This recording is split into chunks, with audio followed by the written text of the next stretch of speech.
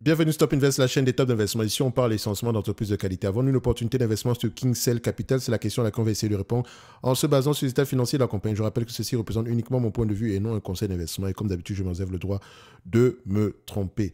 Donc ici, on va aller, c'est une compagnie d'assurance, mais une compagnie d'assurance très particulière. En fait, elle assume des... Enfin, elle offre des polices d'assurance ici pour pour des risques que certaines autres compagnies d'assurance ici refusent d'assumer, d'accord? Ou bien refusent ici d'assurer, on va le dire comme ça.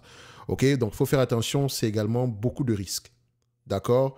Donc, ici, du point de vue revenu, on a une croissance des revenus, etc. Ici, on n'a pas le combine ratio, donc on ne pourrait pas voir à peu près à quoi ça ressemble ici.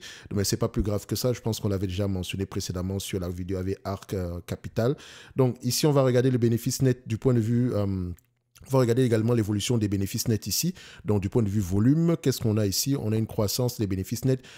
C'est très important de savoir d'où provient la croissance. Parce que les compagnies d'assurance, je le répète encore une fois, les revenus ici proviennent de deux types d'éléments. D'accord? Un, les revenus ici issus des premiums.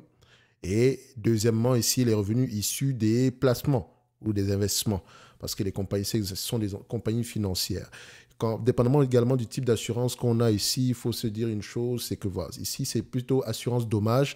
Donc, c'est le type d'assurance qui doit généralement avoir un tout petit peu de capital. Donc, généralement, on va avoir tendance à regarder le book value ici, de préférence. OK, l'évolution de celui-ci, donc le ROE également est important. Donc ici, on a une évolution des bénéfices nets, très très bien. Maintenant, du point de vue marge ici, est-ce que nous avons quelque chose d'assez stable? On a même une certaine évolution sur les dernières années. Donc, c'est également une très bonne chose. Mais quand je commence à partir de 2021-2022, je vois à peu près, si les marges sont de plus en plus élevées, c'est peut-être également dû au fait que les revenus issus des taux d'intérêt augmentent parce qu'elles investissent massivement ici en obligations. Donc, si les taux d'intérêt augmentent, elles font beaucoup plus d'argent. D'accord? Faites attention. So, ici, on a du 24%. Le plus important pour moi, c'est de savoir est-ce que c'est durable. Et je n'ai pas d'historique ici. D'accord? L'historique, on a 2017 à aujourd'hui. Donc, on n'est pas sûr qu'on aura sur les 5 à 10 prochaines années, peut-être qu'on aura toujours 24%. Ou bien on va revenir à 18%. Je n'en sais rien. OK? Donc, le nombre d'actions, est-ce qu'il augmente ou diminue? Donc, quand je dis je n'en sais rien, ça ne veut pas dire que je ne peux pas avoir une idée de la réponse ici. Il faut toujours aller regarder le secteur d'activité, la taille du marché, comment est-ce qu'elle arrive à générer cette croissance-là, afin d'avoir une idée générale de si on pourrait au moins, en termes de volume, garder le même niveau de bénéfice net. Du point de vue nombre d'actions, on constate ici que le nombre d'actions a tendance à augmenter. Enfin, en termes de volume, ça peut 2 millions d'actions en supplément ici. Or, ce sont des entités qui auront tendance ici à s'échanger à des multiples très peu élevés. Donc, si elles augmentent le nombre d'actions ici, alors que les multiples sont très peu élevés, il faut se poser des questions. OK? Mais si elle augmente le nombre d'actions alors que les multiples de valorisation sont très élevés, c'est peut-être une bonne décision de la part de l'entreprise. Et on va le voir tantôt ici. Du point de vue dette nette, il faut faire attention ici, vu que nous avons des entités financières, c'est toujours mieux d'aller dans les rapports financiers, même regarder le niveau de dette nette. OK, donc ici, on nous semble ne pas avoir de dette nette, donc on a du cash net, mais il faut quand même aller vérifier dans les rapports financiers.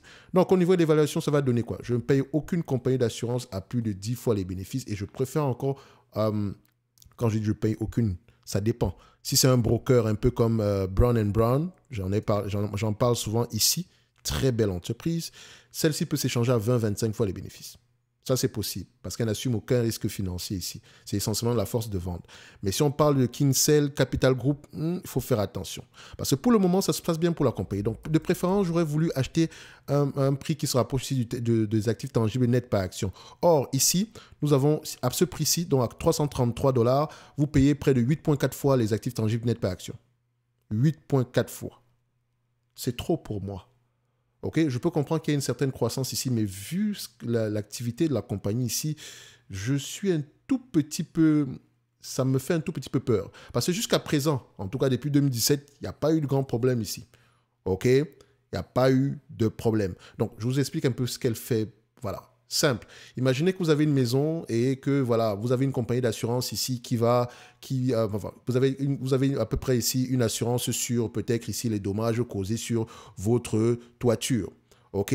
En cas d'ouragan, d'accord? En cas d'ouragan, la toiture s'envole. Donc vous savez que bon, ma compagnie d'assurance va couvrir la toiture. Mais si la toiture s'envole et qu'il y a inondation, dans votre police d'assurance, on n'assure pas les inondations. Donc, ce qui veut dire qu'on va juste remplacer la toiture et pour l'inondation, vous vous débrouillez. Or, ici, avec KingsSale peut vous dire maintenant que, OK, la toiture, non, on n'est pas là pour ça, mais s'il y a inondation, donc c'est-à-dire que si la toiture, il faut la remplacer, ce n'est pas notre problème, d'accord? Mais s'il y a inondation, on s'en occupe. Donc, c'est une assurance complémentaire, ce qui est une bonne chose. OK? Donc, très rarement, ici, vous allez voir des ouragans sans pluie. Donc, ça pourrait marcher. OK? Mais également, elle a également un type d'assurance où, par exemple, si on vous dit que la toiture, on revient toujours sur le même exemple ici, l'ouragan passe, etc. Toiture, inondation, vos compagnies d'assurance vous disent c'est à hauteur de 100 000 euros ou bien 100 000 $, comme vous voulez. Donc, au-delà de 100 000 $, tu te débrouilles. Or, vous allez prendre une assurance complémentaire ici au niveau de KingsSale. KingsSale va vous dire que, OK, nous, tout ce qui sera au-dessus de 100 000, on va l'assurer. Donc, si vous allez présentement, vous avez un ouragan et qu'il faut payer à peu près, enfin, il y a un ouragan, etc., et que la toiture s'envole, et inondation, etc., tout ça coûte peut-être 99 000 $, ou bien 100 000 $ exactement. KingsSale ne va rien avoir à payer, parce qu'elle couvre au-delà de 100 000. Maintenant, si les dégâts vont au-delà, disons, à 250 000, KingsSale va payer le 150 000 en supplément et non le 100 000. Le premier 100 000 ici sera payé par une compagnie d'assurance. OK? Donc, vous voyez à peu près c'est à peu près ce genre d'activité-là qu'elle mène. Donc, elle doit toujours avoir assez de cash disponible. D'accord? Donc, pour le moment, depuis 2017, semble-t-il qu'il n'y a pas eu grand problème au niveau de cette compagnie-ci. Mais je ne paye pas ce niveau de multiple-là pour ce genre d'entreprise. Il faut faire très, très attention. OK? Donc, idéalement, pour cette compagnie-ci, j'aurais préféré payer aux alentours de 40 $ l'action. C'est très bas, n'est-ce pas? C'est 10 fois moins que ce qu'on a présentement ici. Enfin, on dit ici 8 fois moins que ce qu'on a présentement ici. On peut également regarder du point de vue bénéfice net. OK? Si on prend à peu près les bénéfices nets qu'on engendre ici aujourd'hui, le plus important pour moi, c'est de savoir est-ce qu'on aura le même niveau de bénéfice net l'année prochaine. Pour le moment ici, du moment au niveau de KingsSale, ça semble être une entité assez prévisible qui s'échange à près de 30 fois les bénéfices.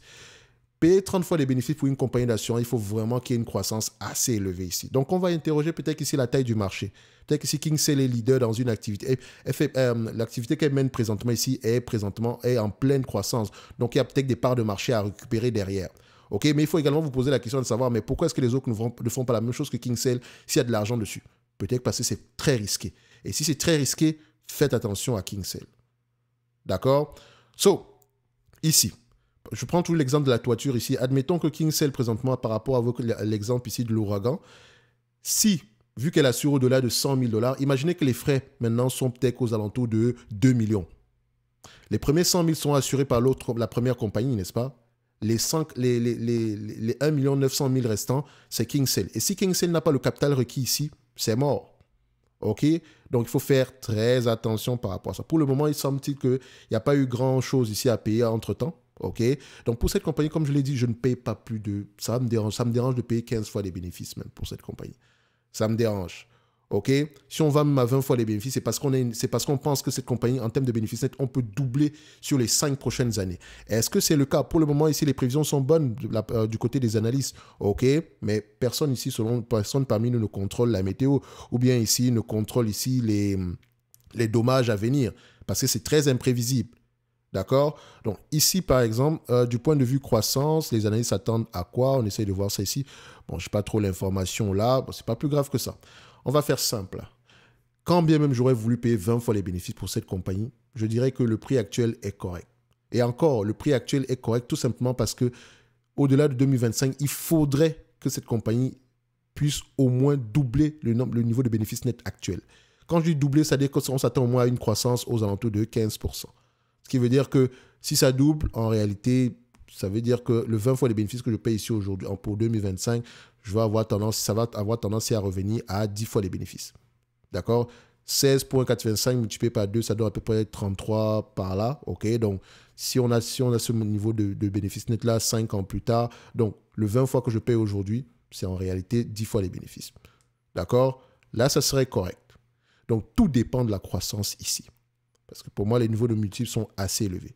Si on prend en considération la croissance attendue sur les années à venir, d'accord, je prends ici, à 10 fois les bénéfices, parce que les compagnies d'assurance, il faut faire très attention, c'est comme les bancaires. Quand vous êtes à 10 fois les bénéfices, vous êtes correctement évalué, c'est très bien du point de vue dividende. On peut aller au maximum de 15 fois ici, mais voilà, il faut faire très attention ici. Parce qu'ici, ce n'est pas juste regarder les bénéfices nets, mais également regarder à peu près les dépenses de cette compagnie-là. L'évolution ici du combine ratio ou bien du loss ratio, c'est très important à aller regarder. Et quel type d'assurance on a présentement ici? Quels sont les risques?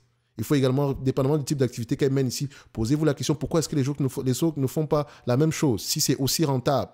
OK? Donc, il faut faire attention. Donc, si je suis pessimiste, je paye au book value, 40 $. L'hypothèse de base ici serait de mettre ça à 10 fois les bénéfices, vu que c'est assez prévisible par rapport aux bénéfices nets attendus en 2025 ici. On est à peu près à 10 fois, on s'attend à peu près à 170 $. OK?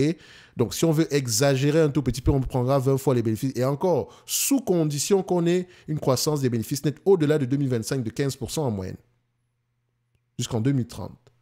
Donc, toute l'hypothèse ici d'investissement repose sur la croissance et la gestion du risque. Et vous ne pouvez pas répondre à ces questions-là sans lire les rapports financiers et écouter les conférences call. OK? Donc, pour moi, je dirais une chose, c'est que au prix actuel, nous avons un Kinsale est correctement évalué, sans plus. OK? Mais on a un ensemble de questions à poser ici derrière si on veut investir sur ce genre d'entité. Dividende, etc., il n'y a rien à voir. Le dividende est safe. Si vous voulez reverser la totalité des bénéfices ici en dividende, vous aurez à peu près 3,58%. OK? Le nombre d'actions aussi, ça augmente ici, peut-être qu'on fait des acquisitions. En tout cas, ce n'est que mon avis et non un conseil d'investissement. C'était une demande ici d'un abonné Top Premium. Je rappelle que le lien vers le service Top Premium est dans la description de la vidéo. Si vous voulez poser des questions ici, si vous voulez demander des analyses quantitatives ici, ça se fait uniquement dans le Top Premium. D'accord? Et non dans les commentaires vidéo. D'accord? On se donne rendez-vous sur la prochaine vidéo. Merci.